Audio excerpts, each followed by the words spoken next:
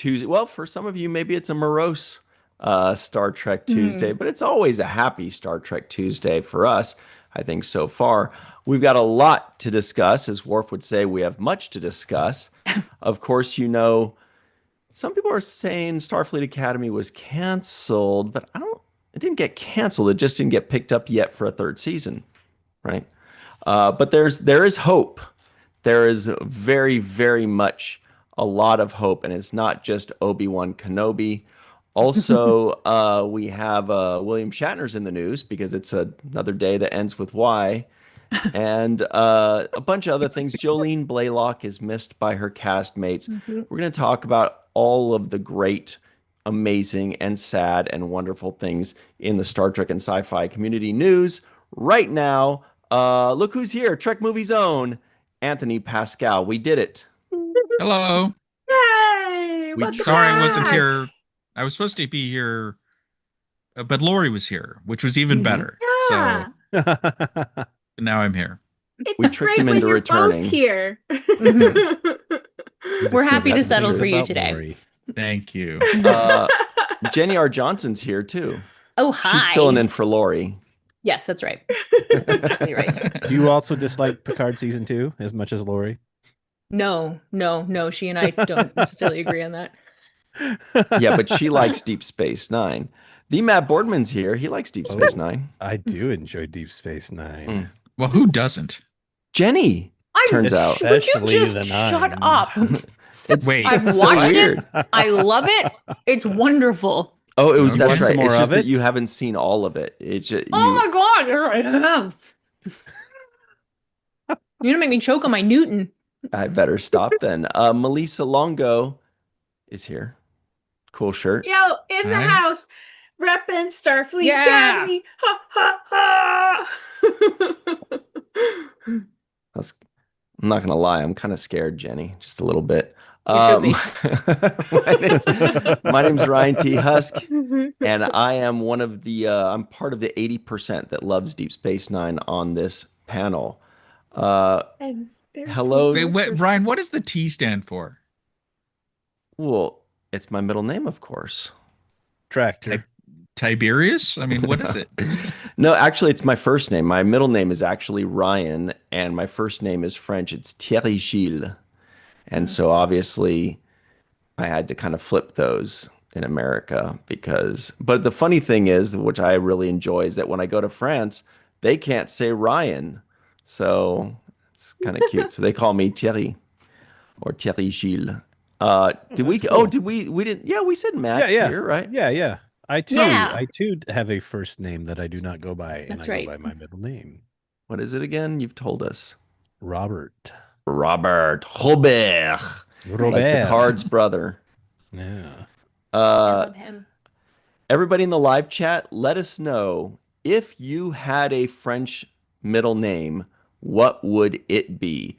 And while you're doing that, we're going to say hello to Fran Iverson, Rookie of a Year, Redshirt Bob, Budlums, Linda Anderegg, Sarit Karsten, Chuck A., who's a TNG fanatic, John Davis, he'd be Jean, Angela L'Espérance, you kind of got that covered.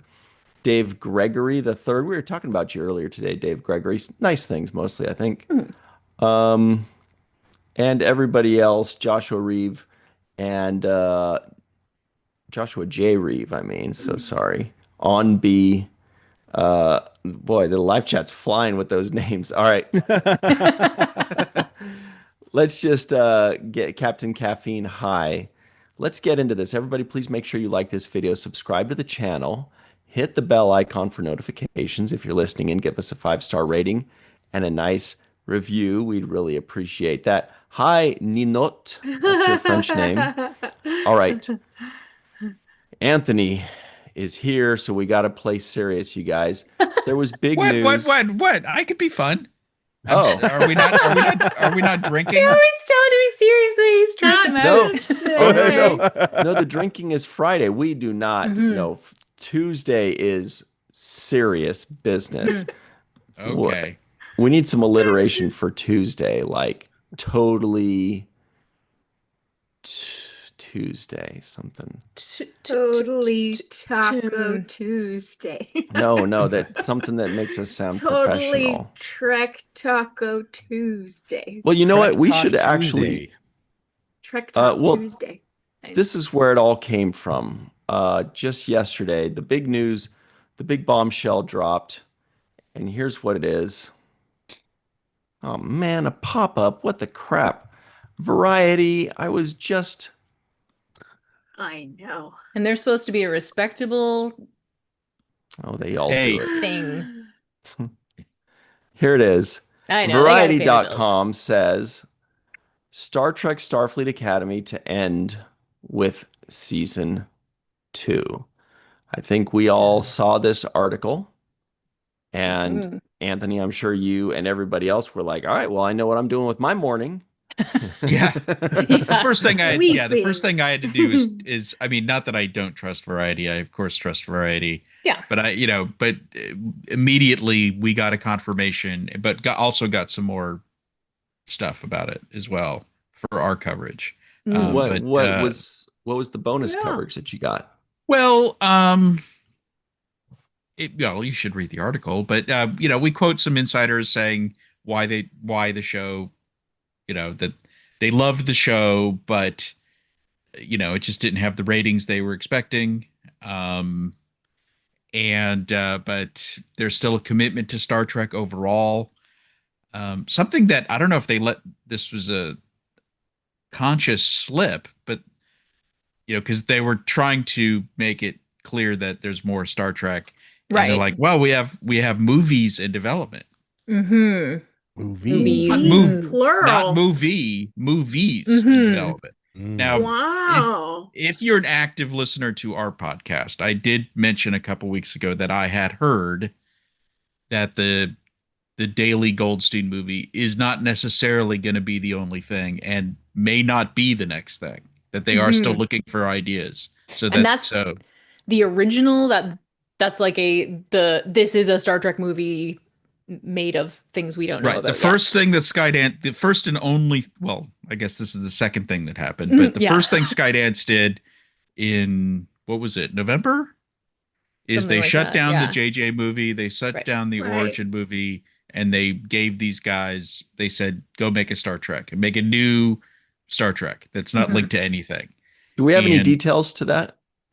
No, except that it's not anything. It's not Right. Captain Kirk. It's not Captain Picard. I mean, like, do we know when it takes place? No, Because we've no. heard so many different things. No, Okay. I mean, I'm called Star still Trek in development. nothing that we could report. Yeah. But these guys do know their Star Trek. They, in fact, if you see what movie was that? Was it Game Night? I forget, but that I think it was Game Night. The opening scene is people playing a pub trivia game, and one of the team names is the Borg. And it was like the opening frame of the movie is you just see the words the Borg. And when I tweeted that out, the director of the movie quote tweeted me which was kind of exciting. So that was my first contact with the director of the new movie. Nice. That's great. First contact. But anyway, yeah, I mean, there is still, Star Trek is not dead at Paramount, but there is nothing officially happening except for the movies. But on the TV side, I think the last time we were here, we're saying Academy is the only holdout, and now it's not. But did it come as that much of a surprise? I feel like, I don't want to say the writing was on the wall, but it felt like, I mean, we're not privy to the ratings. We don't know. Everybody has all of their theories. Everybody says, well, on this thing, it says it's top 10. On this thing, it says it's not on top 10. There's all these numbers going around, but what we don't see are the internal numbers. And we don't know what goals they've set for themselves. So we don't know if they're hitting these numbers, but it seems pretty clear that whatever happened, it didn't reach the ratings numbers that they had hoped. And I that may not wonder be the why. only thing. I mean, there's just a lot of, there's the cost, there's Alex's contract, there's the HBO merger. Right. There's a lot of moving parts here. I have a feeling one of the reasons why they had to make a decision now and announce it now is that they're burning cash up in Toronto, right? Because they just finished with the studio. Yeah. And they don't own the studio. The studio, one of the studios actually is called the Star Trek Studio. Yeah. But they don't own it. It's owned by Pinewood, and that's not cheap. So to have those sets just sitting. Yeah. Right. And then if they said, okay, well, let's no longer renew this lease or whatever it is, then the news would come out very quickly that, they're tearing down the sets. They're no longer renting the studio. They're, you know. So let's get ahead of the... But there's also, I mean, the actors have options and stuff like that. So, the unwinding of a TV show is a complicated legal process, that they have done, Yeah. So, Well, that's when we wrapped on season 3 of Defiance, normally in between seasons at Universal, they would let us consolidate down into just a couple of offices, right? Until the next thing came up. And there was all sorts of talk of like, oh my gosh, we're so excited for a 4th season. We're shifting some stuff around, and all the producers.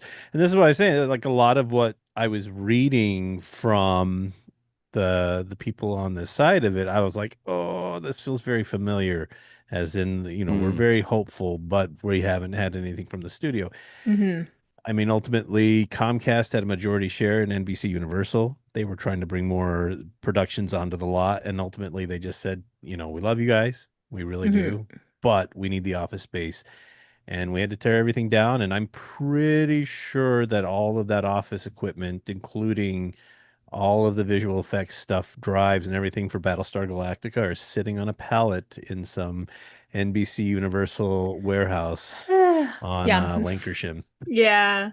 In the valley, and Lancashire. that was what was that, 2015? So yeah. I would not be surprised if 6 months from now I get a press release from Prop Store saying, all the Starfleet Academy stuff's for sale, because what else are they going to do with it? So thankfully not bulldoze it. Recycle. These kinds of enterprise sets. These kinds of things have ripple effects. If you remember the big Christie's auction when they sold, the Enterprise model and the DS9 model in 2006, it was. Like, the reason why that happened then is because once Enterprise was canceled in 2005, there was this huge warehouse. You even see it on DVD extras sometimes, that they had been maintaining for decades on the lot at Paramount. But as of 2005, Star Trek no longer had a line item in the Paramount budget. Rick Berman was gone. Everything was gone.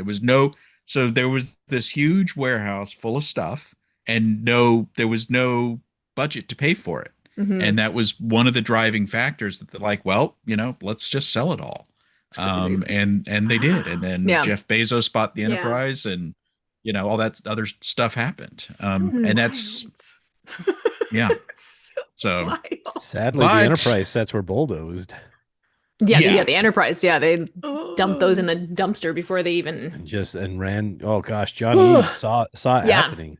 Yeah, they did the same thing to the Picard sets. Yeah, I mean, I mean, they managed. There's a number of things that have been salvaged and stored in various places. The Enterprise D recreation.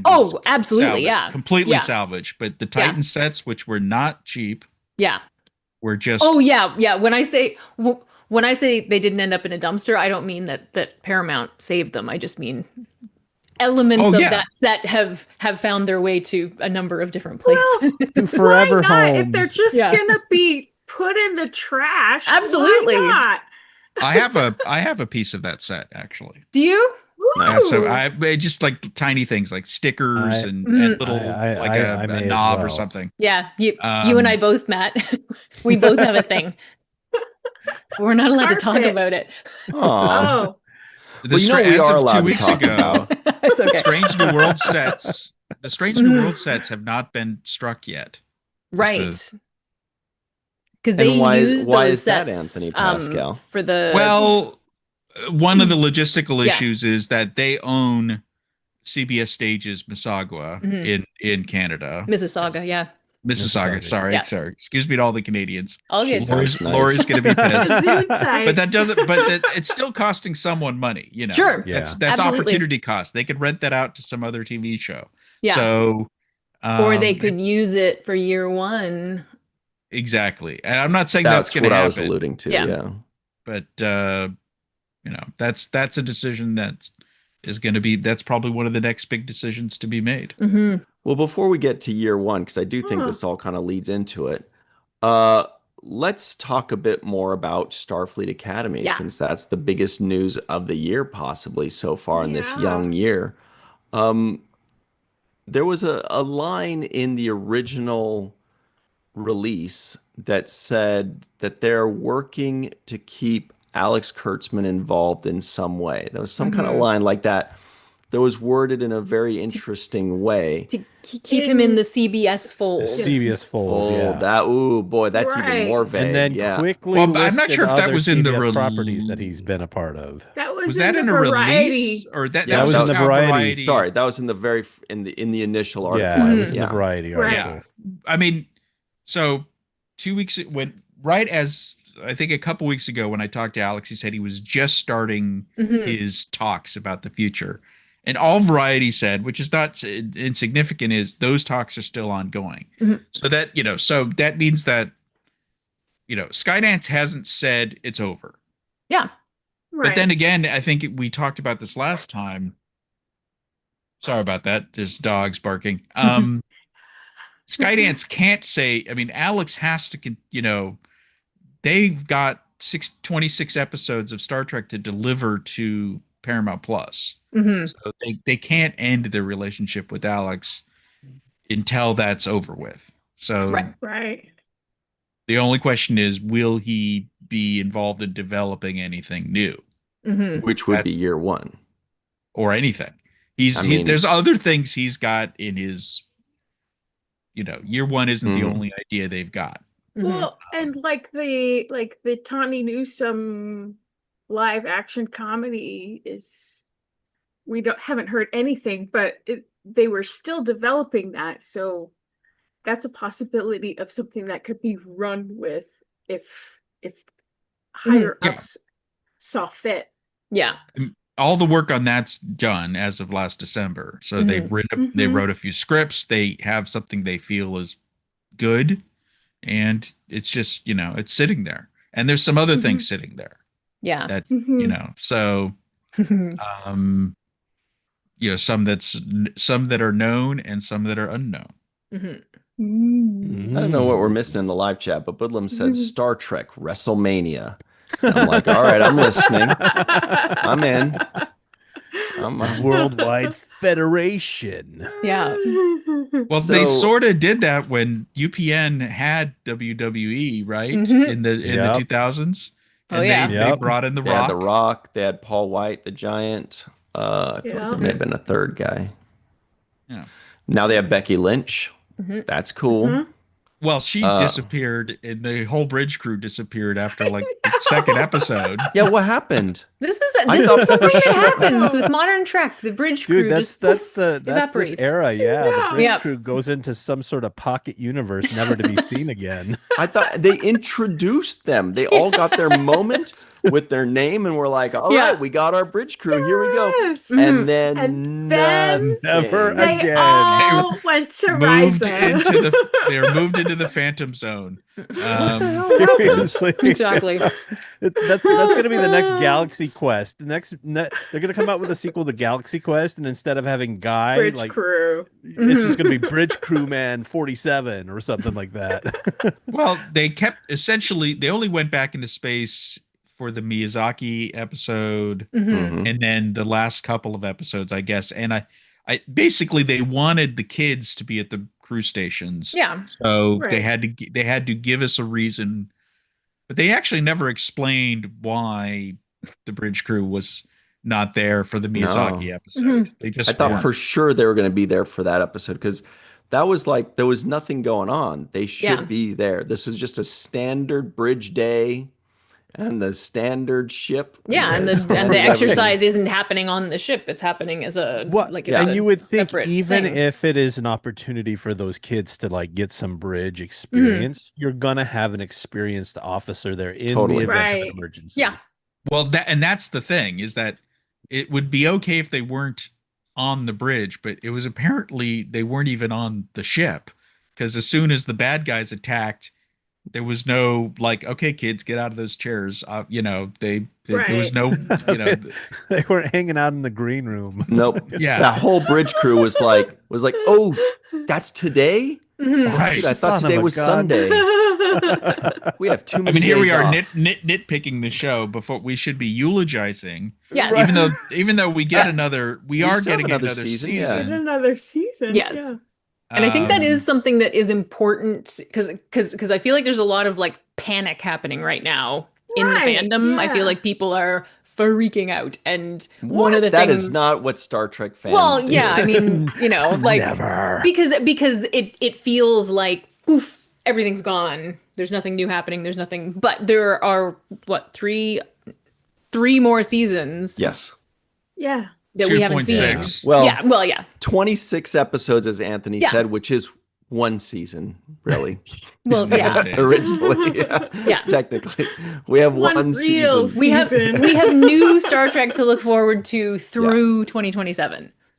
Yeah. Right. Yeah, I would say by August 2027, hmm maybe September 2027, Yeah. I prefer August. they will have run out of Star Trek.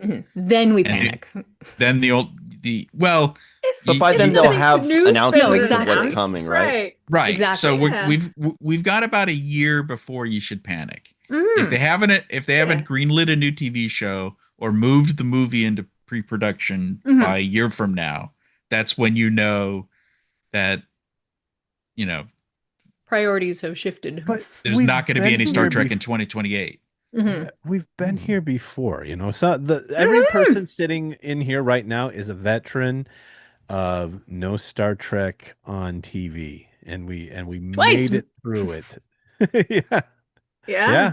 That's There true. was Twice. this is very much like that post Enterprise thing. Mhm. Yeah. And especially if Alex's contract ends, then there will be no official Shepherd, but the movie thing is still kind of off to the side. Yeah.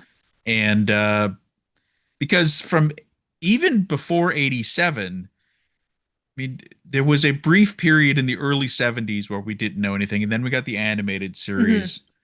But they kept on. It was kind of like the period after Beyond, where they kept on. Yeah. There was the God thing, and there was all these weird Roddenberry Yeah. ideas and stuff. So the idea that Star Trek was going to come back was kind of out there. And then Paramount eventually announced the TV show that then turned into a movie. So it wasn't so bad in the 70s, and the whole notion of franchises really didn't even exist. No, I mean, exactly. Wasn't The Godfather 2 the first movie that had a 2 in it in 1970 something? Maybe, so yeah. Wow. Not the first sequel, but the first like 2. yeah, Yeah. but Hmm. you didn't hear I the didn't know word. that. People didn't use the word franchise. Franchise, right. That's a more modern term. Yeah. But so this is Yeah. much more like post Enterprise, I would say, Mhm. where we don't know what the future is, and there's all this corporate, because there was corporate mishigas then too, because remember Yeah. CBS and Paramount split into two companies in 2003. Well, they That did still indeed. confuses me. Mhm. I'm still lost by that. Oh, let's not get into that. But what I find interesting, there's a lot of, people are trying to figure out, why did this happen? And I do think the one thing I think it wasn't that people seem to be focusing on is politics. And that's the one Gosh, thing I yes. think that this isn't about politics. This isn't about who owns Paramount. They didn't, Mhm. that is Right. not, No. David Ellison does, I doubt this decision crossed his desk. Mhm. You know, it's those are, you know, they're having their own thing. And what's happening in CBS News is perhaps tragic, but Mhm. it's just that, you know, just look at It's what they're not doing with related. South Park. You know, you Yeah. think that I they're know. Exactly. Yeah. Yeah, Exactly. exactly. I South Park, know. Colbert's I still on mean, the air for the moment. Yeah. There's a lot that they could be doing that would Well, be much more obviously like right. um Because South Park is pretty blatant with oh my its Oh, I gosh. mean, messaging. yeah, what they're doing on Chill South out, Park, guy. It's I amazing. know. it's yeah, Come on. yeah. Full I frontal mean, nudity, even. Yeah. yeah, No, get off that me. It's was wild. Oh my Too gosh. tired. Yeah. so. I don't think I think Lower yeah, Decks did that too. yeah, I don't think anyone said, "Oh, this is too woke, shut it down." That's Mhm. just Yeah, not no. that no Right. one that did not happen. Even though like Gina Yashere, you know, I love Gina Yashere, but she's very political and Mm. like she's trying to imply that's why this happened and that's not why this happened. Yeah, I think in that there's definitely some merit to that in terms of the fandom in general and people, you know, not watching it for reasons or deciding that Oh, they hate it for it's a reasons real and all of that. debate. Yeah, I just absolutely. Incels. Yeah. yeah. But in terms of like the actual the numbers guys. It's not at the corporate level. No. They're, Do you guys they're want to hear much some yeah. crazy Right. numbers? You want to Mhm. hear some crazy numbers that I looked up and I was like, it kind of surprised me. Yeah. So we know that we used to get 26 episodes of Star Trek, right, in a Mhm. season. I looked up to see how much it costs to produce an episode of Next Generation, Mm. and the average was about $1.3 million. Now, Right. if you account for inflation in 2026 Right. money, that's between $3 and $4 million an episode. And that's for Mhm. 26 episodes. Now, the shows we're getting today average between 8 and 9 million per episode, and we're Oh, only okay. getting 10. Yeah. So that's double what it costs to make an episode of The Next Generation, and we're getting less episodes. Which is such So- is such an Drag. indictment of what a garbage system Cop-out. streaming is because I know. that was advertising money, right? That like Yeah, those shows so were in it's- syndication. So That's to where that me, money it's was like, coming from. Like if I'm man, and that's the thing that I see a lot of people getting so upset about is it's like, well, this, that, I'm like, I get it. And it's sad. It's really sad. That's the unfortunate aspect of it, is that these shows are not as inexpensive as they used to be. And so Mhm. when you get people who start looking at the numbers and looking at how it's performing versus how much they're spending, it's like, I know when people are, emotions are raw right now, and it's so interesting to watch everybody go through the stages of grief with this thing. A lot of Mhm. people are stuck in the anger phase. And Yes. so, Yeah. Definitely. so you don't want to hear the, the logistics of it. But Yeah. I don't know. It's like you hate to hear it, but it kind of seems like that is a big driving force behind it. Mhm. The question is, could you make a modern Star Trek show? Believe it or not, Star Trek is not the most genre show. If you look at what Amazon spent on Lord of the Rings, Oh, absolutely. Oh, Yeah. yeah. Game of Disney Thrones. Disney spent, the Game of Thrones, Disney spent on Andor. Mhm. Like, I think someone, at corporate level said, well, we're never going to do that again, even though that Yeah. thing won a bunch of Emmys, Yep. So, Yeah. the streaming era there was overspending, but like, what is the right number? Like, Mhm. could you do something like The Right. Pit, where you're cranking out more episodes, cheaper, more standing sets? Yeah. Or I mean, does that this is not something- work for sci-fi? Yeah, this is what we've been talking about every week for Mhm. maybe 3 years now. Yeah. Because we're always saying that, like, make cheaper episodes, bottle episodes, Yep. and some might be clunkers, but you'll get an inner light here or there. You'll get a visitor. Exactly. You'll get explorers. You'll get take me out to the Hollow Suite. Mhm. Make Right. them. Yeah, let's take in the inflation, make them 3 or 4 million. Yep. Right. Let's just go ahead and accept that. That's still less than half. So theoretically, you could spend the same amount of money and make 22 episode seasons, or we'll settle right now for 20. Mhm. There you Right. go. Well, And what's they a don't season all of The have Pit? to be blockbusters. Yeah, I don't know. I think it's like 16 or 18, Let's see. but But those are probably cheap to make. well, yeah, because it's just a hospital set and everyone Yeah. wears scrubs, Mhm. it's But this was the same set. 15 I mean, episodes. they had That's a this big huge set, though, and a lot of set. Yeah. this, I mean, And it a wasn't VR wall. a set. It was on multiple stages. Yeah. Of course, but With multiple VR walls, actually. Yeah.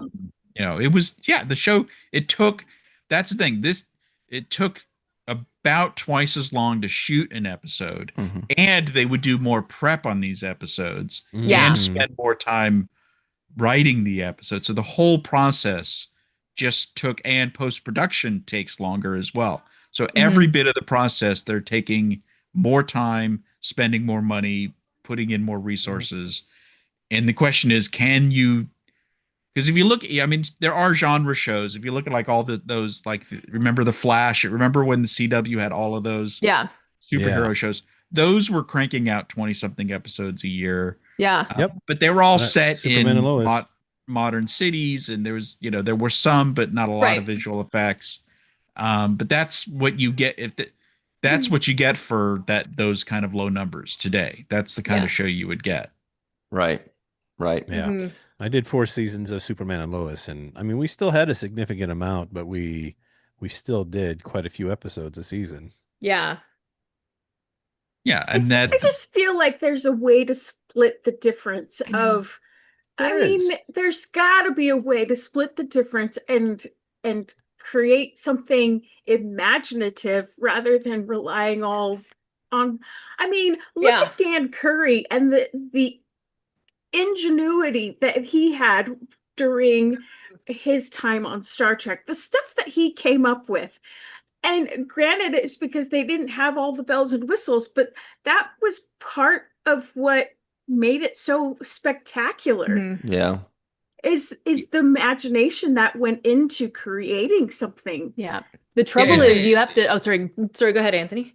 Well, I'm saying it's not just about money. I mean, money's it's also what kind of show you're making. And so, bottle shows, and I know, like, for example, Mike Sussman, he talked about how his show would be more cost effective because it would be this political show, and it would be less space battles. They would still have some. So you could do, a different kind of show. I think the mistake would be is try to make a grand spaceship weekly adventure show, but do it on the cheap, and then you have like really crappy effects, really crappy makeup. You have to change the kind of show you're going to make if you are going to cut the budget in half. Right. But so maybe, I think Star Trek United, something like that could work. Maybe they could use some of those old sets up there. Who knows? Right. Yeah. One thing that I think is interesting, we talk about the visual effects and cost, right? One thing that I've noticed that as I've studied some of these shows is the amount of stock shots that get reused. Oh, right? yeah. We have very similar flybys. Deep Space Nine, pretty much for all 7 seasons, all of the station establishers, except for maybe a few, were all filmed for the pilot. And then they just reused portions of that throughout the rest of the series. So, and how many times did Star Trek reuse that bird of prey blowing up? Right. Right. Exactly. Right. Well, wasn't that a case of, like, his TNG did the same, where they gave ILM a ton of money to shoot a bunch of stuff, but ILM wasn't working every week. They had their own team doing the weekly stuff, but they kept on using that ILM stuff over and over again. It works. You get people. I mean, I've even like looked at it from a visual effects standpoint. There are some episodes of this, like, you'll get some episodes out of the 40 minutes, you'll have 6-7 minutes worth of visual effects. And I mean, we're talking simple things like phasers, transporters, exterior shots of a ship flying by. But then you'll get some episodes where you have 30 seconds. Because it's all character stuff. It's all on the sets. There's nothing fancy and stuff like that. So I think it's possible to do. You just, like you said, Anthony, you have to decide what type of story you're telling and to stick to it, not use the visual effects to drive the storytelling. use them to Right. assist. Yeah. Mhm. But The Right. trouble is is that you have to sell that to a bunch of guys with no imagination, who are like, what's the I'm bottom feeling line attacked here? right now. And Oh, please. but if we're not spending that kind of money, Never then it's mind. not going to look like this show, and we want this to just be this show only like in space. And you know what I mean? Like it's such a weird time for this industry that's supposed to be so creative, and it is. It's about, skilled creative people making cool stuff to make Well, things. how creative is an industry that keeps giving us nothing but reboots? Well, that's the thing, And because like they're every, because like I they're feel like every they're trying to single do it for thing those is guys, just right? a reskinning of the same thing I saw in the Yeah. 80s, 90s, and 2000s. Right. But real quick, and I'm not saying there aren't creatives. I'm just saying right now I feel like we're in a creative drought. But Like but it's it been just tough. seems Hang on, It's like hang on. they because it's the invested- shareholders. Sorry. Because it's the guys with money are the ones are the ones who get the final say, and that's the thing, is they don't care about the final result. They just want to see, is this show making money? And hey, of course we're going to make a Monopoly show, because Monopoly Like is we've a had successful 15 game. Like, different Supermen, and 15 different Batmens. mhm. Like, what? They go every 5 years. It's a whole new Batman and a whole new Superman. Yeah. And 'Cause so it's on. a proven franchise. It's a proven IP. Yeah. So let's go back to the Trek well. Yards is in the live chat. Trek Yards is saying hello Hey! to everybody. Hey, guys. Hi, What's up, Stuart? shout out to them. Hello. Also, we have a poll in the live chat. Mhm. This should be a fun one. Which cancellation hurt the most? Discovery? We should call it discography. That'd be fun. Discovery. Prodigy, Lower Decks, or Starfleet Academy. Well, Anthony, wait, we know. shouldn't we? I mean, you have to. Nope. Just the What, Kurtzman what ones. about? Oh, okay. Because there's been previous. Right, Mhm. and Picard was not canceled because the plan was to do 3 seasons. Yeah. So really, this is what we have. I guess Strange New Worlds technically, but I feel like they played out. They weren't like canceled. Ahead of schedule. Right? Am I wrong in that? No, I think I mean, they were like happy. 4 They could have done episodes, but- more. They wanted Yeah. to do more, but they were very glad because the network wanted to end it with season 4, and they talked them into giving them a Yeah. whole Yeah. other shorter season. So Yeah. Mhm. They but- negotiated and they settled for well, how about 6? Mhm. We'll do half a basically. season. Whereas like with Discovery, when they Nuts. said it's over in season 5, they're like, okay, can we do a movie? And they're like, no. Can we do another episode? No. Like, can we do Can we shoot 7 15 minutes? Yeah. And no one can talk except Siniqua. Yeah. Hey, real quick, Anthony, I know you've already stayed on longer than we I've promised got you. It another would be. 10 minutes. Oh, Yeah. good. Oh, fabulous. Because here's my Yay. question to you, Anthony. Crystal ball. What is the first official production that this new Skydance group announces going forward? Is it going to be a movie, and if so, which? A Is it movie gonna for be a sure. series? 100%. That's what I think too. But which? What's going to be? Because we've heard so many different rumors of so many different movies. Honestly, I can barely keep up. We just know theoretically that it's not Star Trek 4. Like JJ, No. even that, I don't know. They might every time they say that's dead, I'd they say it's revive it. I say it's like 50% the Goldstein Daily thing, 50% something else. Mhm.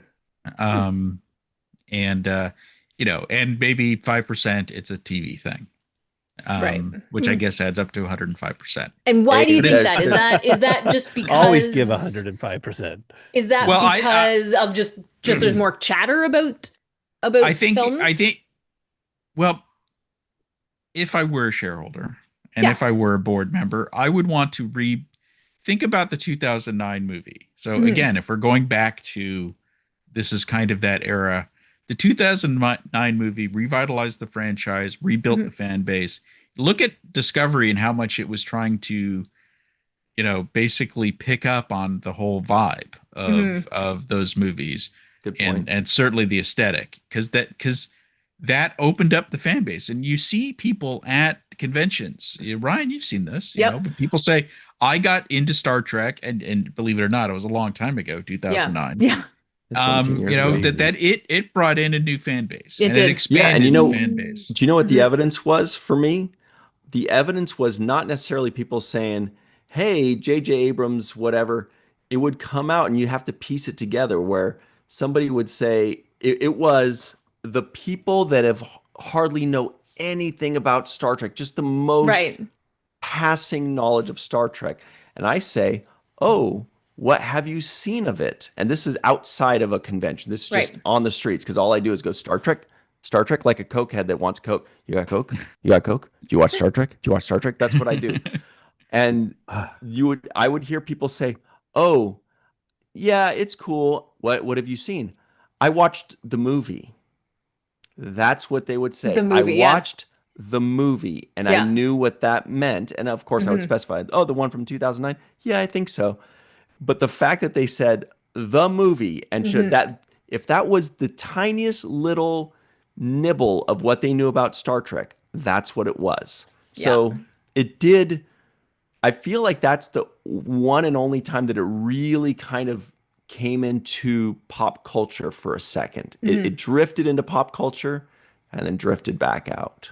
So, so the notion is the fan base robust enough now to support a streaming TV show that costs $100 million a year to produce?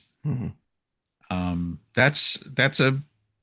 know the answer to that. And it's behind that paywall. That's the tough part. I mean, but obviously watching a movie in the theaters is also a paywall. Yeah. But it's less of an investment. If you make something a tentpole event, it can work easier. I think expanding, once you add HBO, you're essentially doubling the HBO Max, and it becomes Paramax Plus. You are expanding the audience, doubling it. Exactly. Yeah, that's the silver lining. And every show in theory is a gateway drug, right? So, and we have heard this of people saying, I started with this show and then I moved on. I mean, and you never know what someone's gateway is. Sometimes it's Lower Decks, which is crazy. Oh, absolutely. Yeah. That's what's winning in the poll was the right animated now. series. Yep. It was on Nickelodeon back in the day, back in the 80s. And I was like, what is this? Yeah. And the number of people who came to the live action. Yeah, who found their way to the franchise through Star Trek on Netflix. Through those years before Discovery came out. That's what did it. That's what revitalized my interest in Star Trek, because there was a long period of time where I didn't know that it existed. Well, yeah. But then I got Netflix, and then I saw Deep Space Nine was streaming on Netflix, and that was my jam when I was a teenager. And so I was like, I need to have a stroll down memory lane. So that just woke the beast and got me back into Star Trek, and I haven't looked back. Yeah, obviously. So So, we live in interesting times, but that's my guess. I mean, what's everyone else's guess? I could be extremely wrong. I'm very open to being wrong that way. I think that's what they've been hinting at. That's what the murmurs are. What were you going to say, Jenny? No, I think about those sets sitting in Toronto. I think about that studio, and I think about, that year one is kind of an easy sell to some degree. I think, didn't we last time, I think we talked about the notion, and I thought maybe for Academy, we're if they're in a paralysis position with movies and other things, they could say, okay, give Alex another year of Academy just to but cut the budget in half, if that's possible. And year one could be another where they're we want something in 2028 and we can't get a movie going in time. And we feel like we can't go a year without any Star Trek content for Paramax Plus Max Extreme. And so they say, give, like, what can you give? What Star Trek can you deliver in 2028? Yeah. And the easiest Star Right. Trek to deliver in 2028, because they've got the actors on under some kind of contract, probably, or at least an option. They've got sets, they've got, all the infrastructure Yeah. is to just roll that over. Yeah. But they could decide to greenlight, one of the pitches they've got. Yeah. Mm-hmm.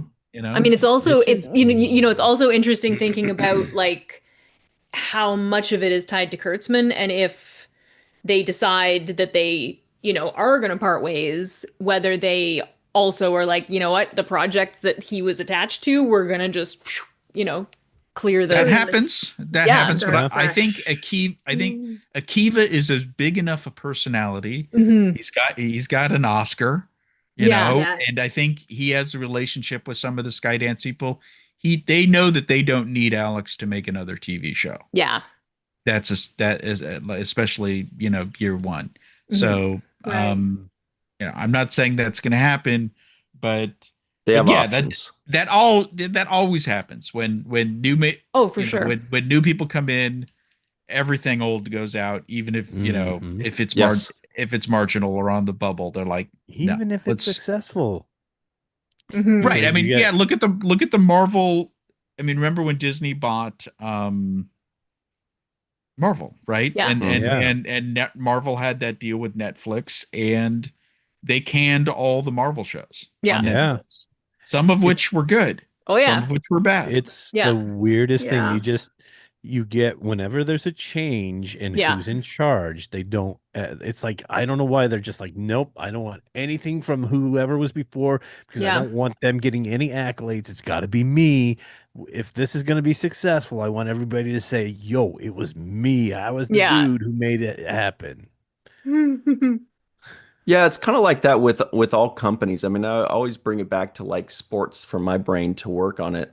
But like when you get a new owner that comes in, Mhm. they get a new general manager. A new general manager gets a new coach. New coach gets the new players. And I feel like it's like that anytime somebody takes over a company, big or small, they kind of say, okay, now it's time for me to have my imprint on this. Sometimes they only change 10%, sometimes it's 90%, Mhm. but it feels like this is going to be at least a 50% or more of like, direction of shows that whatever was in the works, whatever was planned, and most importantly, of employees or people that are affiliated with it. It feels like Yeah. there's just a very high turnover, and it's not. I don't want to say it's not a bad thing, but it's like, hey, there was a 10-year run.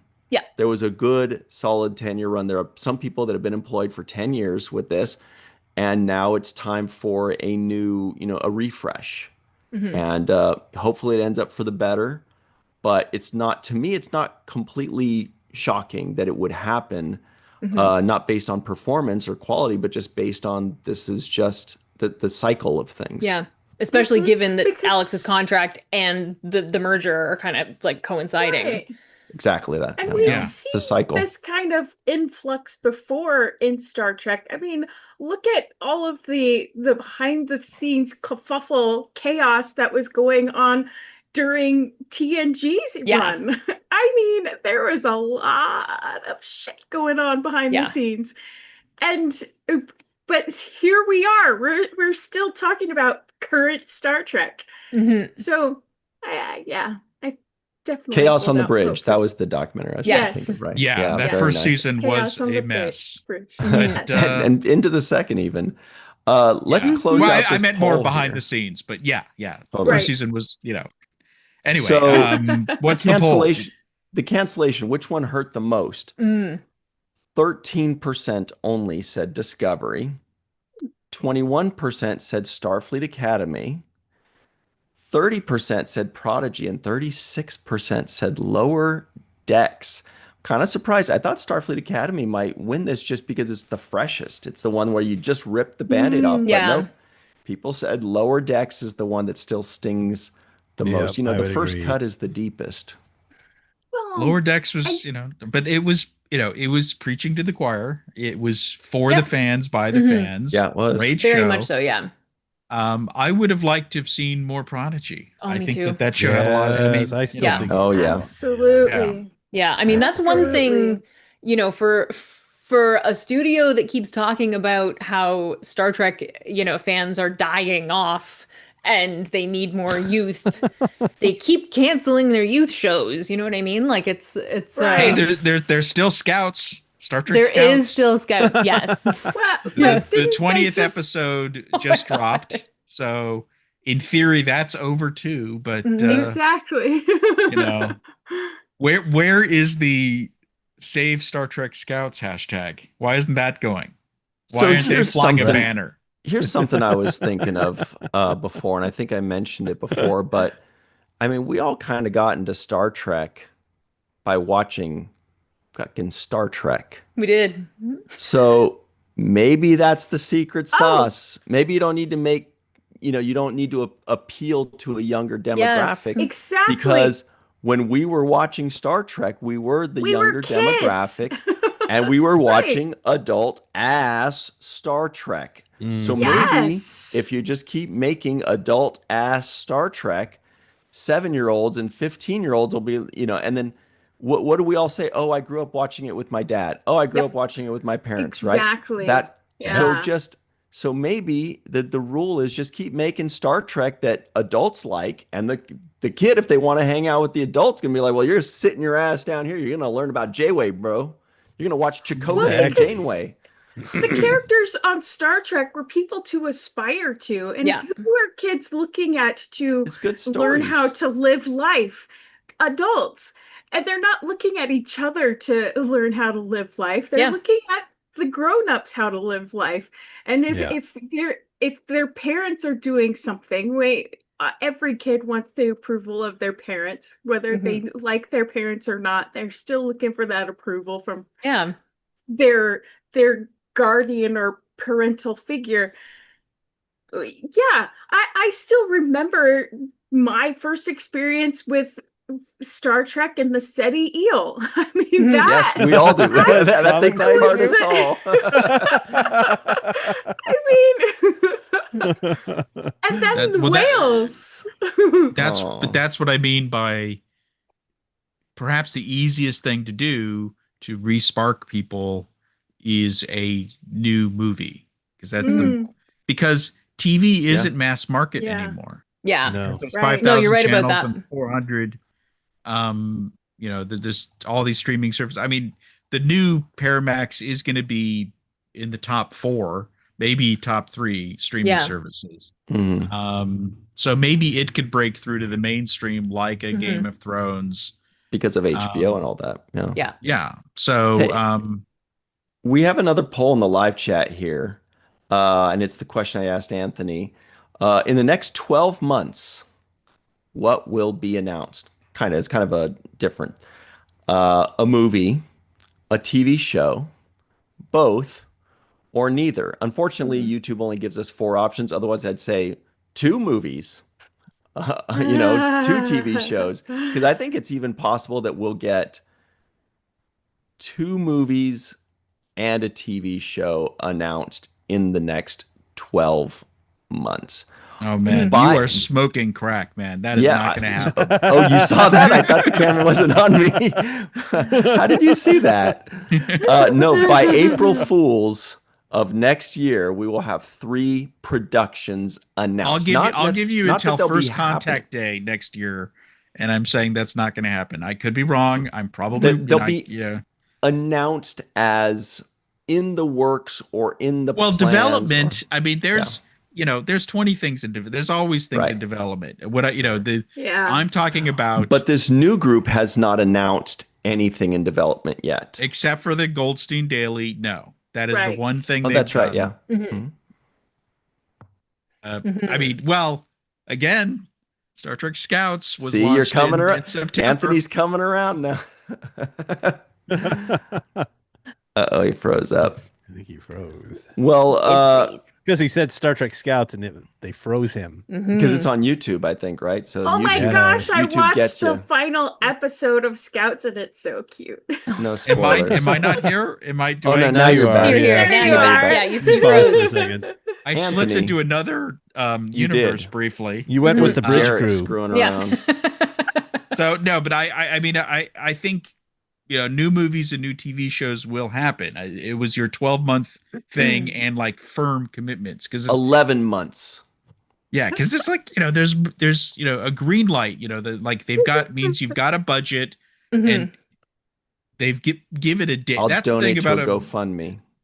when they put a Star Trek movie on the 2028 calendar, which Yeah. is already starting to fill up. Yeah. We know some of what Paramount is going to put out in 2027 and I think a couple things in 2028. So, within months they need to start filling out the 2028 release calendar. That's when I will believe it. And by the way, they did have a movie set for release.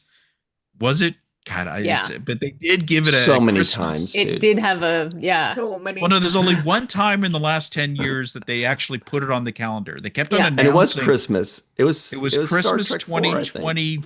Yeah, it was Star Trek 4. Yeah, they brought J.J. 2024. Abrams into the investor meeting. I mean, they made a big deal. That would, and yeah, but strangely, the actors apparently didn't know.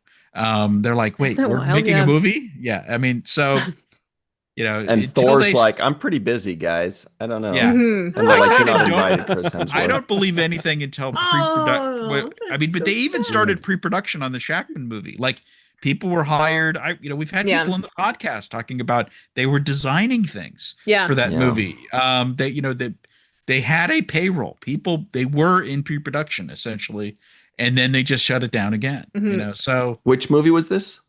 This was the Shackman Star Trek 4. Oh yeah. But that was also true of the Noah Hawley movie. There were designs, they were casting. And Tarantino, maybe.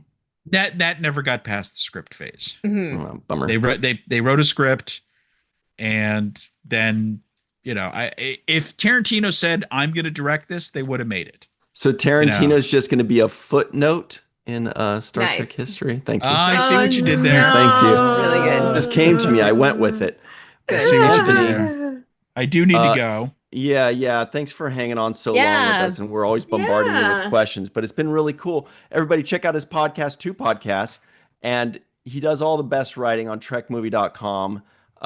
You can get way more information about Starfleet Academy and what happened. And I'm sure more information will come to light in the coming days and weeks. Yeah. But Anthony, thanks so much for hanging out with us always. And I just want to remind people of Trek Talks. We are we're also involved in that. Lori is really shepherd. She did a great job of talking about it, but it can't hurt. Trek Talks this weekend on Saturday. We'll have it on the site, but trektalks.net. Great cause, great, essentially virtual convention. Yeah. So, and goodbye. Live long and prosper. And I think after this, the Sci-Fi Sisters will be announcing who will be doing the pre-show. Check that out, everybody. Oh, sweet. Yeah. Oh, did I wink by accident? Thanks, Anthony. Do you have something wrong with your eye there? I have something wrong with it's all the crack everything. You're smoking, I think. Dude, that stuff stings much. when it gets in your eyes. Anyway, okay, thanks, goodbye, Anthony. everyone. Appreciate you. Nice seeing you again. How did he know I smoke so much crack? He's clairvoyant. Anyway, Badger 1701 has a bunch of foot emojis. And let's get the end of this poll so we could get back to cracking, everybody. Here it is. I see what you did there. Oh, yeah, I didn't. That was an accident, but I'll take the credit. In the next 12 months, what will be announced? 13% said a TV show. 21% said both a TV show and a movie. 28% said too much crack, you guys. Neither. Nothing's going to be announced as officially happening within the next year. And 38% said a movie. I don't see that A happening. movie. You don't think they're going to announce a movie as officially? I don't see neither happening. Oh yeah. Yes, agreed. Agreed. I can't shake the showness. You're a showgirl. Yeah, that's right. Got to be about the That's shows. it. That's it. That's why I think that they're going to have 2 movies and 1 series Nice, that right? are going to be announced. What? Nothing. They're going to have Fun. 2 movies and 1 series Mm-hmm. that are going to be announced in the next calendar year. By April Fool's Day of next year, we'll be saying, oh, those 3 things that they announced aren't going to happen. April Fools, just kidding. They are all still 3 going to happen. It'll be really funny. I think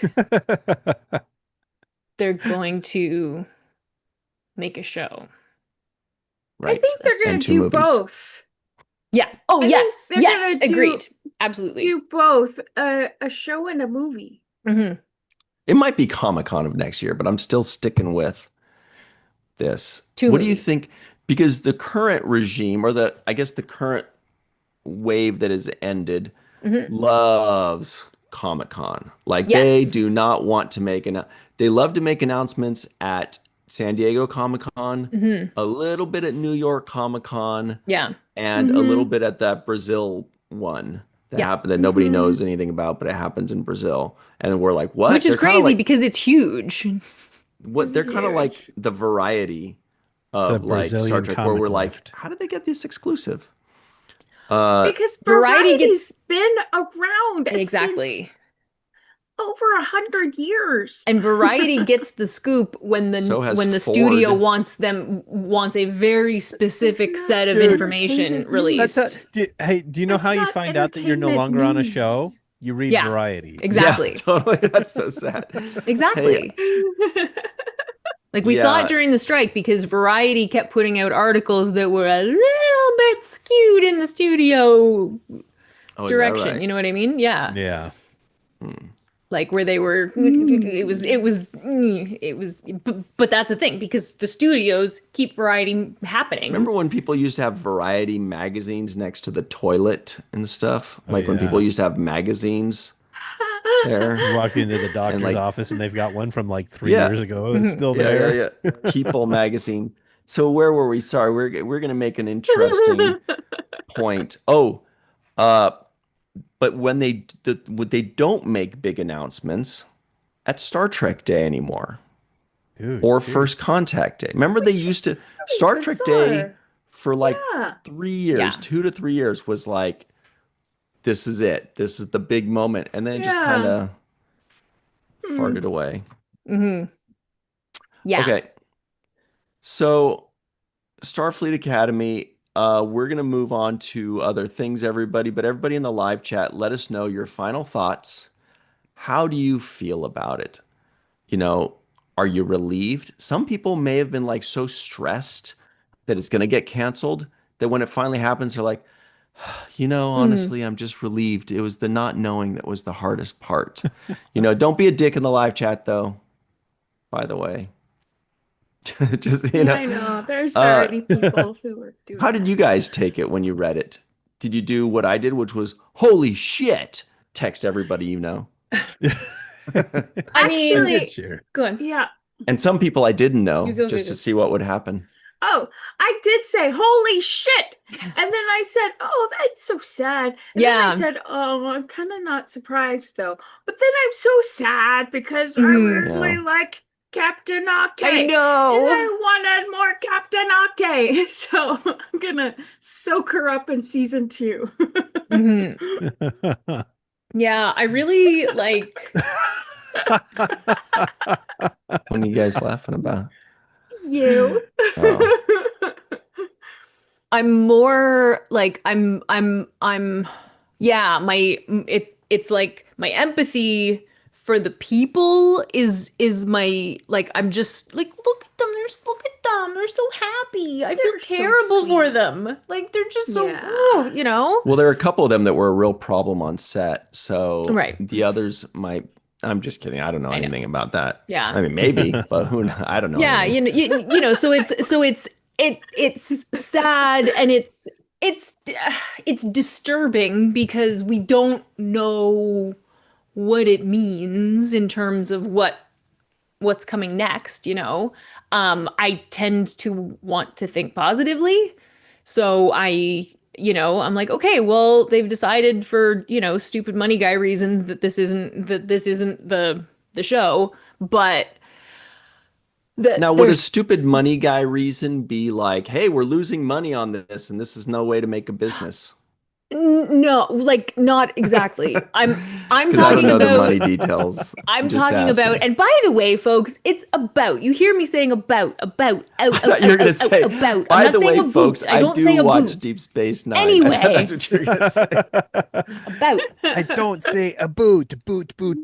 About. Ow, ow, ow, ow, about. Anyway. Okay, go But ahead. sometimes it goes. Never in it a million depends. years do I say a boot. That's not what it is. Boot. I thought, About. what was it that she said? I think maybe she Ew. said a boat. Maybe she said a boat. And yeah, it's closer to a boat. Anyway. Yeah, maybe that's what it was. I don't remember. Anyway, Yeah. the point of all closer of this, to I don't a even know what I boat. was saying anymore, but the Money guys. money guys. Yeah, money guys. So it's the shareholders. I'm not talking about the studio, right? So they're like beep, beep, beep, money, money, money. We only want things that we already know are going to make money, and we don't want new things because we don't want to take a risk on something that's actually really cool and people would probably really like, because we want to make sure that we're aiming for the lowest common denominator, and Yeah. that is crap. But It is unfortunately, crap. unfortunately, just even the way you're describing it completely makes sense to me. Oh, Because I know it makes sense. Yeah. if you have investors, they might not even be Star Trek fans. They're just putting money in. No. And then the people that are the fans are the ones, say, making it, but they need help from the money bags. Absolutely. And so they pitch it to the money bags, and the money bags like, all right, cool. Yeah. But, it's not a charity, it's an investment.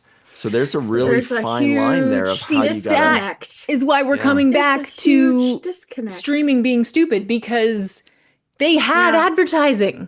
They had money, money, money, all the money.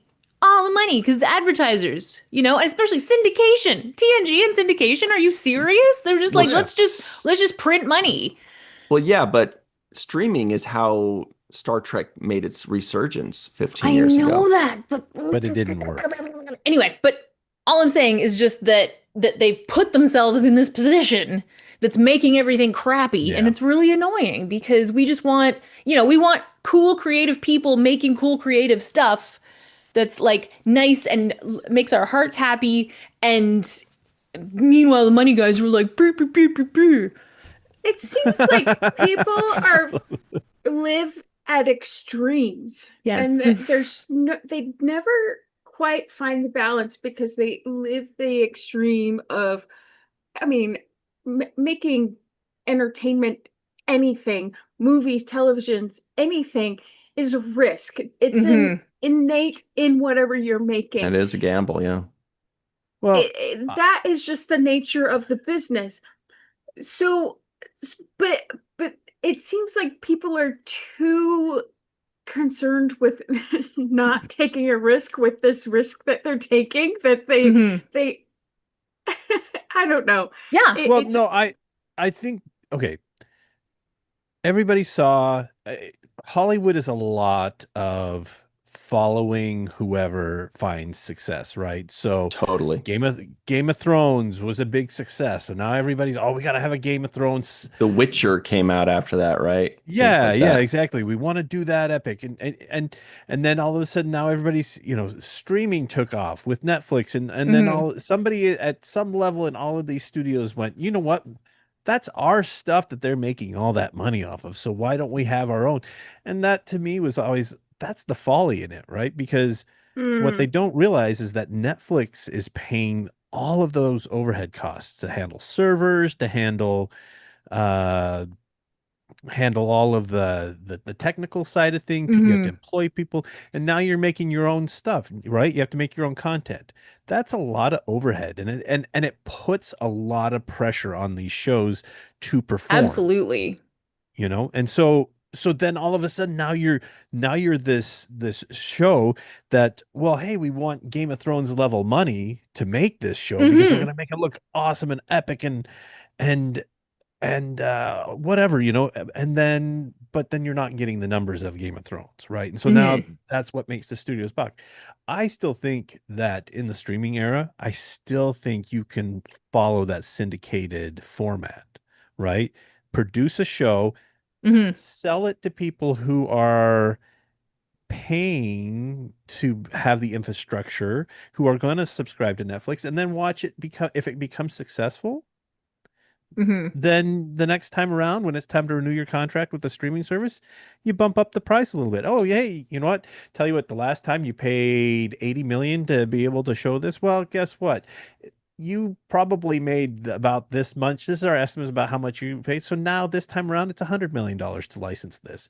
Oh, you don't want to pay that? Then we're going to go somewhere else, rather than Like having create 17,000. Yeah.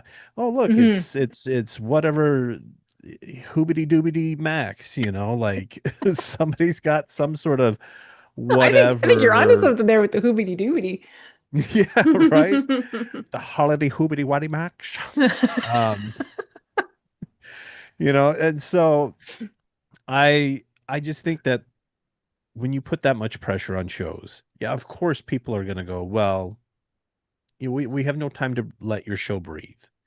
We have no time to let it progress. Like, one argument I saw is that, well, Next Generation wasn't a success in its first season, and it was allowed to continue. Yeah, but it was a lot different landscape back then. Different time. Yeah, we can't have that kind of argument at all because that's just a totally different situation. Back then, people didn't have the option to click away immediately or skip to the next episode or have 500 different things that they could watch at the touch of a button. So back then, people were way more. Look at Seinfeld. People were way more patient, right? Yeah. It was not very well received for a couple seasons. Yeah. And then it became the biggest thing ever. Well, and that's also the argument people use erroneously, in that favor, where they say, hey, what about Seinfeld? It just needed a few years. Well, people don't give you a few years. They give you 13 episodes, And if you don't hit those metrics or hit those numbers, then they've got to move on. Yeah. Yeah. I mean, and that's the thing. I mean, I complain about it, but I do understand it. I understand that it's a business. I understand that that the people whose jobs I care about and that those jobs exist because of the system that's in place currently. So it's, Yeah, it's unfortunate. It's really too bad because everybody we've met that's behind these shows has been great. Oh yeah. They're great people. We wish them the best. And I wonder if, to your point, Jenny, I wonder if we're ever going to go back to the old ways of give something 3 or 4 years and be patient. I mean, I feel like we maybe had that with Discovery, though. I feel like it was kind of a holdout. It didn't have maybe the numbers that they wanted for a couple of years. That's what the rumor was. But they kept going, and we didn't think there was even the possibility that it was going to get canceled before the 7 years. No. Finally, they were like, we can't keep doing this, and we're like, doing what? What are you going to do? How dare you? Yeah. But this is the reality of the new world, and you're right. Discovery was kind of a holdout. That Discovery is when things started to actually shift as well. Yeah. In terms of production and COVID and how streaming was, because streaming was kind of in its infancy. Absolutely, yeah. And I mean that was out, and that was CBS All Access, right? So that was like that was a brand new streaming platform by a studio that didn't even know what they were doing in terms of streaming. So yeah, they gave it 5 years. Well, that's unheard of. It's crazy. And the other thing too is the strikes obviously did not help things because No. I think what came out from the strikes for as much as it was like, well, hey, we want this. One of the things that it made all the studios do is look at their numbers and look at how much they were spending and how much that spending was coming in. Return. What were the gains that we're making by spending this much money, producing this much content? Do we have people who are coming? I mean, all of them, they looked at this beautiful pie that was streaming, right? Yeah. Just this wonder. Oh, that it's looks not like delicious. a meat pie. Blech. No. Food pie. Chocolate pie. Lemon meringue. Yeah, chocolate pudding pie. But then they kept going in there and they're like, chocolate well, pie. but I like my pie this size, and I like my pie this size, and I like my pie this size. I like my pie never ending. Math joke. Right, exactly. Nice. Infinite That's pie. funny. Infinite pie. Yum. And suddenly and then now they're standing around, they're like, well, why does nobody want my size of slice of pie? Well, because it's too much. It made sense for me to buy your pie when I could go over to this one seller, and it was a very large piece. But now you've taken that pie and you've cut it up so small that now I'm paying the same price. Yeah. And I'm getting less of it. So why do now I'm forced to, I walked to the store with $5 in my pocket and you're charging 10. Now I got to go find somebody else that's offering the same thing, but it's funny because it's so, and the whole merger thing is not good, but also, whoa, to have all of those things in one place. Whoa, amazing. Joshua Reeves says, Ryan's math joke is just mean. Oh, I don't understand if I don't know it's a math word. It's like an average, right? Yeah. Okay. And Dave Gregory screams key lime. Okay, but we have a few news items we have to hit. Captain Caffeine says chocolate Satan pie. It actually says satin, but whatever. Chill out, man. I like my chocolate. I want Satan chocolate pie. Satan pie. Okay, so this one is in honor of Captain Kirk's 95th birthday, and I don't mean his 95th birthday, but we mean William Shatner's 95th birthday.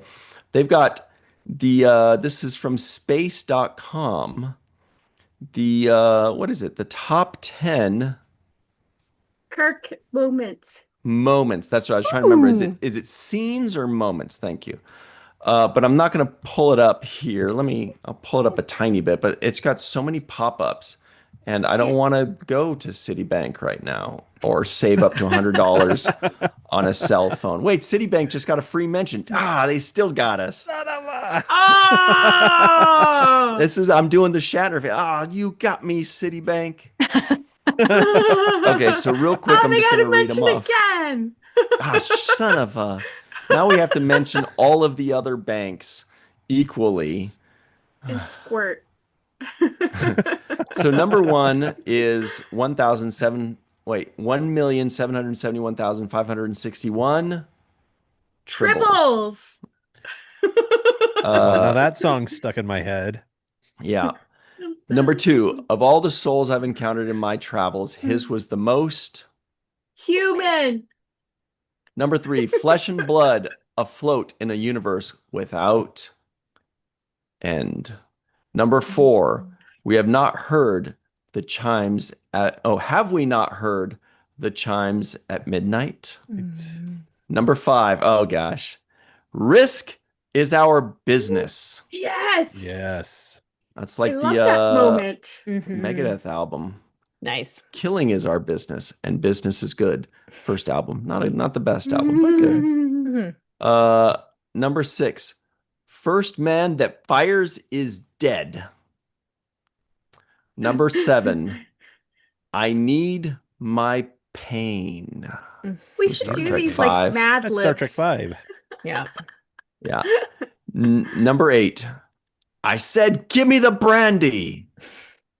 Number 9, I've given you back the horrors of war.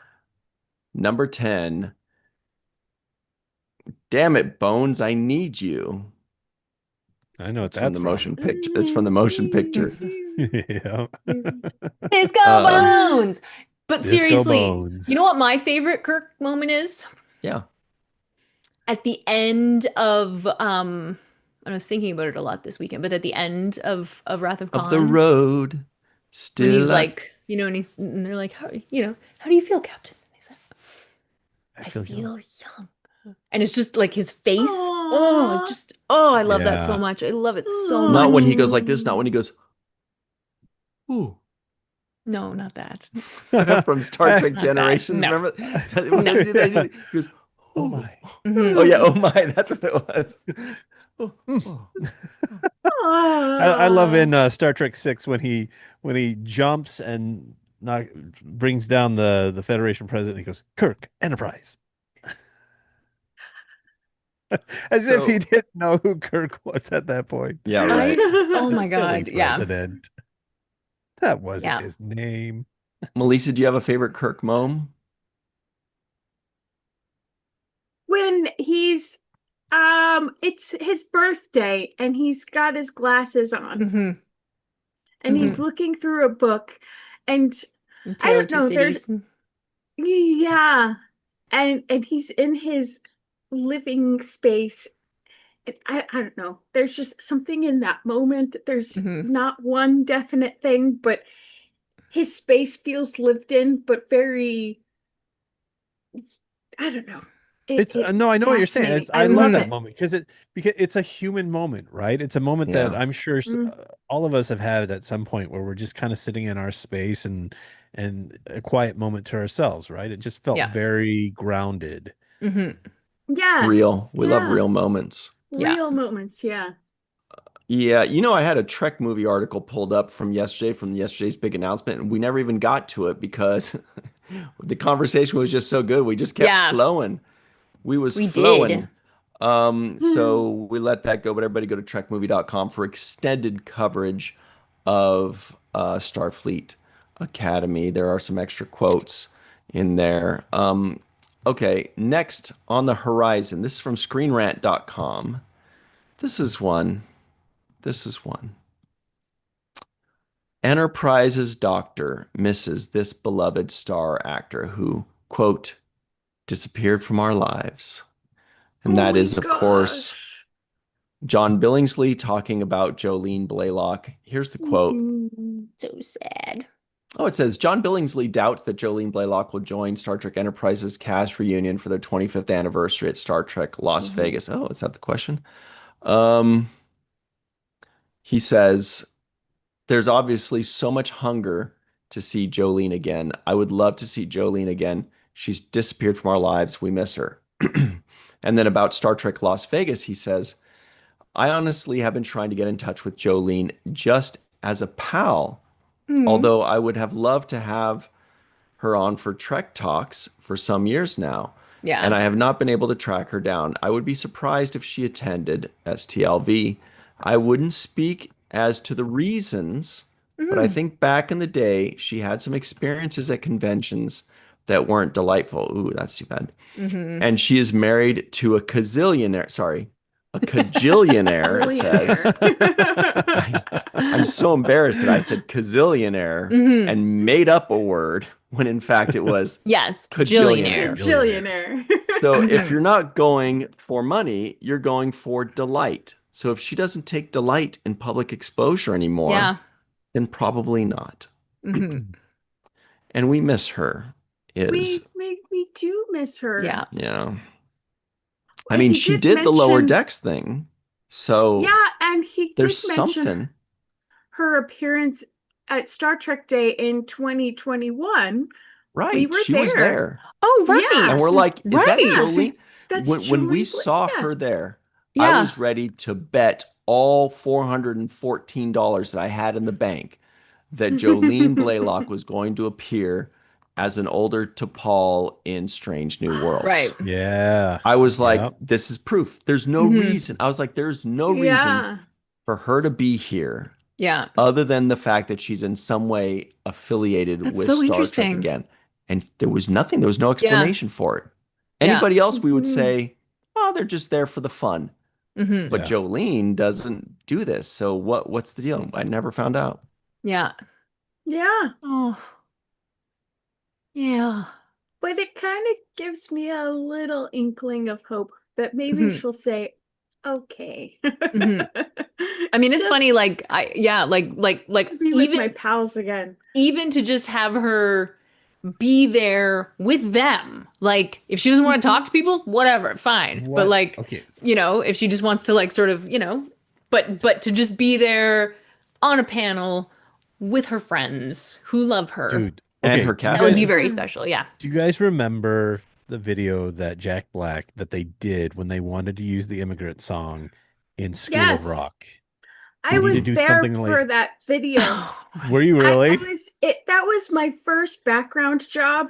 Are you serious? Oh, Led Zeppelin rock, huh? What? Yes. And Jack Black had the entire audience beg Led Zeppelin to play the immigrant song in School of Rock. So oh my God. They were known for they did not license their music out for that kind of stuff. And they said yes. Wow. So we need to get we need to get a whole crowd full of Vulcans. Everybody with the ears. Oh, to get to pull. Gotcha. Yeah. All right. That could work. Also, what could work, you guys, because some people, you know what Star Trek fans do when something gets canceled? They lose their freaking minds. And I don't necessarily mean it in a bad way, because people that lose their freaking minds oftentimes use that very, very, very strong and visceral reaction for something good. Yeah. And what do? They take to the streets. They sign petitions. They do this and they do that. So the question is, there are certainly at least a couple petitions going out. Is it going to change any minds? I mean, that was a who's cold to say? reaction. No, really. I mean, who's to say? Wow. Like, I mean, given the sort of the changing of the guard and whatnot at Paramount, it definitely makes it different, I think. I feel like that might give it a better chance, because the people that have been there for 10 years, they're like, yes, we know you did it for Picard, you did it for this, you did it for Discovery, you did it for Lower Decks, you did it for Prodigy, all of these things. But these new people might just be like, okay, numbers, that's out, numbers, that's out. And then suddenly there's this giant petition. They go, oh, well, maybe we should look at this again. Are Star Trek fans normally this obsessive? Yes. Yes. We could be sitting on a gold mine. Maybe we should, yes. I don't know. Maybe, maybe fresh blood that hasn't been around for the last 10 years. Yeah. It might pique some interest. But also, I don't think it could hurt the cause. And not at all. You wanna bolster Starfleet Academy's chances of getting repicked up. Marry that petition with watching it over and over and over again. That's the real number that's going to affect it. Watching the second season over and over and over again. Keep watching it. Don't stop watching it just because. Just have it going. Hashtag it, tweet it, do YouTube videos about it. Yeah. Go nuts. Those are the numbers. More. I mean, look. Yeah. It worked when people watched the shit out of Star Trek on Netflix. It revitalized the franchise. Yeah. Because the fans were clicking buttons and they were watching streaming over and over and over and over again. Yeah. Well, make the numbers impossible to ignore. I don't know if a petition or anything like that's going to work. I don't know if, honestly, I think that when people say, here's the email of the person that works at Paramount, harass her and spam her, I'm like, that might have the opposite effect. If somebody did that to me, I'd be like, you will never get Star Trek as long as I work here. I mean, don't harass them, I would say. But the numbers that we do know for a fact have a chance is just streaming the hell out of it. Watch it. Yeah, and Cairo 47 just said there a bunch of people unsubscribed from P Plus because of this, which is actually going to have a negative impact Yeah, because now they're not going to get those numbers. There's no way to get that viewership back up if you can't watch the show. And also, and I think I said this when somebody posted this in the big giant Facebook group for Starfleet Academy, I said, well, the less money you give to Paramount, the less money they have to make Star Trek. I don't know if that makes too much of a difference, but you know, it moves the needle in that direction. Yeah. Yeah. I'm not saying don't make your voice heard. No. Definitely Right. have your voice heard. Yeah. Sure. But we might But have to be in in the era of being conjunction. strategic about it. Right. Unfortunately. Yeah. Yep. Right. Yep. Be kind in the process. Yes. Right. So like the people that are like, I found the email address for the programming director. It felt to me like Ghostbusters 1985 all over again when they're like creeping up to that ghost in the library and they're like, I found the email address. Get her. Everybody get her. She chased them out of a library. Best movie ever, man. So good. Oh, I freaking love that. So we have to move forward, everybody. Let's talk about the week that we've got in store for all of you. First of all, yesterday on the Seventh Rule YouTube channel, we released our full review of the greatest episode in the history of The Next Generation. Say it with me. Gambit Part 1. Part 1. Yes. With special guest, Robin Curtis, everybody. Oh, The yeah. delightful and wonderful. God, I'm so hungry all of a sudden. I know, me too. What is it about? Oh, maybe because it sounds like gumbo, or maybe it's because I'm hungry. Something like that, yeah. Gambit Gumbo. Anyway, so on the Seventh Rule YouTube channel, you can watch the entire review of Gambit Part 1 with Robin Curtis.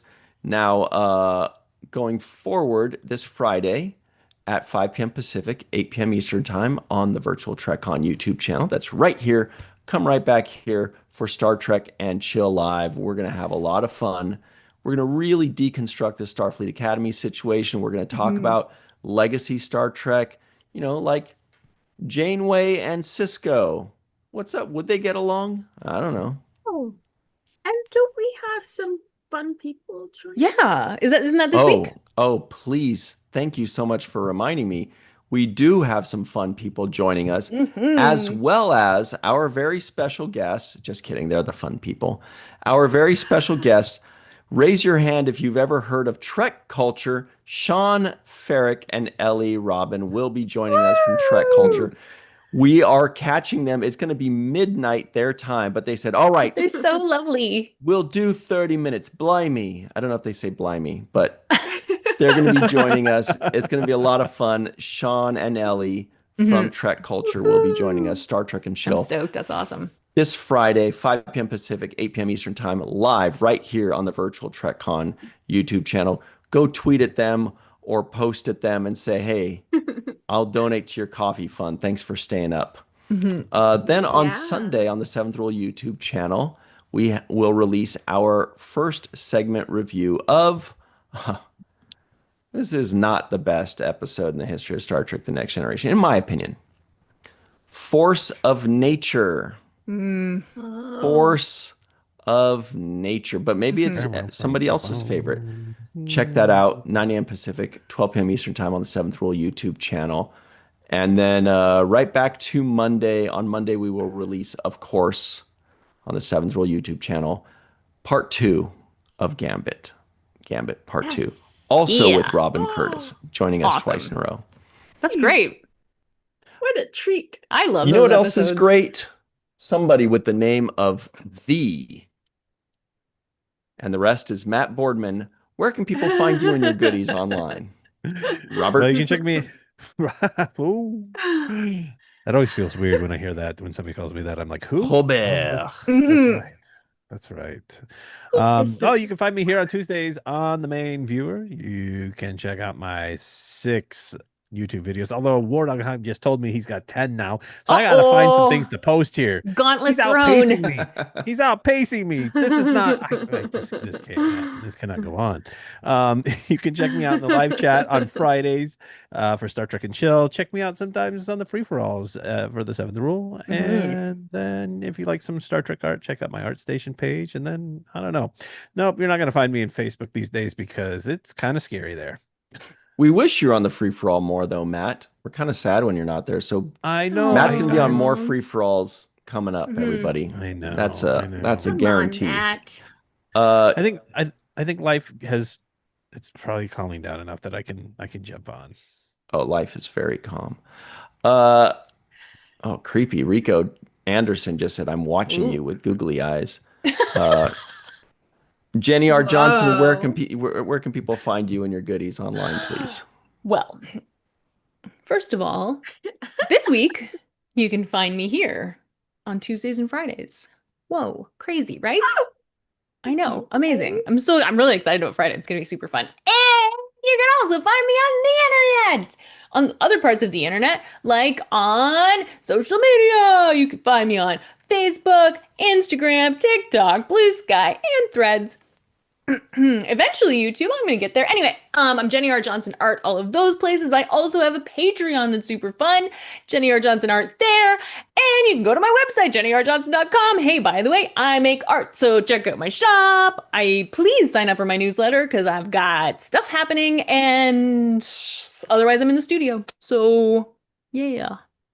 Pinewood. Nah. Melissa P. Longo, what about yourself? Find me at walkingartmadebymelissa.com. Oh my. Oh my. And you can sign up for my Zumba classes there. We do a lot of dancing and it's so much fun. So you should come and join us. And you can find me here on the virtual TrekCon on the main viewer, Star Trek and Chill, and also on the free for alls for the Seventh Rule, and here on the YouTube at Three Fat Lobsters, and MySpace. MySpace. Yes. And walkingartmadebymelissa.com on the Instagram. Grams of Insta. So everybody, right after this video, hop over to Sci-Fi Sisters channel. They're going to be making some announcements about Trek Talks.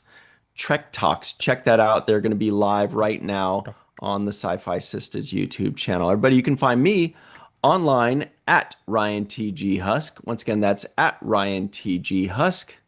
Or just Virtual TrekCon, Falling Tower, the Seventh Rule on your favorite social media, but especially right here on YouTube and, of course, MySpace. And tune into Sci-Fi Sisters to find out where else you might see me online, possibly. Who knows? I don't know anything. Oh, OnlyFans? man, there's so much more big news we didn't get to cover, but we'll have a lot more to cover on Friday because way huge, gigantic things are about to pop. Like boils. Ew. I know. Blap. Don't watch those videos. Blap. Popping boils? Ew. Oh. Yeah, popping boils are a bit much, but the other stuff. Why? And then Why do we do and then this? apparently it's like really never mind. That's Pussy. ugh. Ew. Anyway, thank you very much to Vernon Smith. What's up, Vernon? Good to see you. Mr. Stock Investor, Linda Anderegg, John Davis, David Bourgeois, Captain Caffeine, War Dog Heim, who says, don't forget to comment. As soon as this video ends, hit the refresh button. Comment section drops down. Leave us a comment. Keep the conversation going. Tell us what your favorite Captain Kirk moment is. We'll open it up to Captain Kirk as Paul Wesley or Paul Wesley's Captain Kirk and even Chris Pine's Captain Kirk. Let us know what you think. Thank you very much, Ninot and Terry Rose, Investor and Unturned Stone. That is the enemy of Medusa. And David Bourgeois, Bob Duncan, On B, Tiffany, Lori, and everybody else. Thanks so much for hanging out with us. Tyrell Alexander, and Raj Luthra. Cool name. We'll see you next time, everybody. And when you want, I thought that was something. When you want to talk about all the Firefly news and Starfleet Academy news and all that kind of stuff, put it on the main viewer because we love you.